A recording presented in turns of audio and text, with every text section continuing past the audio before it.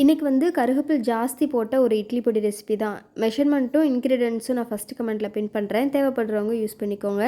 ஒரு கொஸ்டின் என்னென்னா, நிறைய பேர்த்துக்கு தேவைப்படுறது இப்போ ஸ்ட்ரெஸ்ஸு, அதுக்கப்புறம் டிப்ரெஷன், இதெல்லாம் ரீசெண்டாக ஒரு 2-3 வருஷமாக யாரை பார்த்தாலும் சொல்கிறாங்க. சின்ன குழந்தைங்கள்ருந்து நான் ஸ்ட்ரெஸ்ஸில் இருக்கேன், எனக்கு ரொம்ப டிப்ரெஷனாக இருக்குது அப்படிங்கிறாங்க.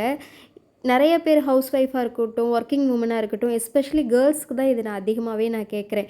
நீங்கள் ஸ்ட்ரெஸ்ஸில் இருக்கிறீங்க, டிப்ரெஷனில் இருக்கிறீங்க அப்படின்னா என்னெல்லாம் செஞ்சு அதிலிருந்து வெளியே வருவீங்க அப்படிங்கிறத ஷேர் பண்ணுங்கள். நிறைய பேர்த்துக்கு யூஸ் ஆகும்.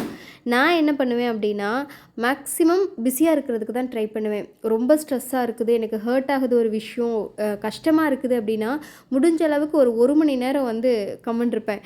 அது யோசிச்சுட்ருப்பேன். கண்டிப்பாக அழுகாச்சி வரும். அதிலிருந்து அடுத்து நான் யோசிக்கிறது என்னென்னா, ரொம்ப பிஸியாக இருக்கணும், மென்டலி பிஸியாக இருக்கணும். பிஸியாக இருக்குதுன்னு சொன்னால் வேகமாக போய் பாத்திரத்தை கழுவுறதோ, துணியெல்லாம் மடித்து வைக்கிறதோ அப்படி கிடையாது. மென்டலி பிஸியானீங்கன்னா மட்டும்தான் நீங்கள் டிப்ரெஷனில் இருந்தும் ஸ்ட்ரெஸ்ஸில் இருந்து வெளியே வர முடியும்.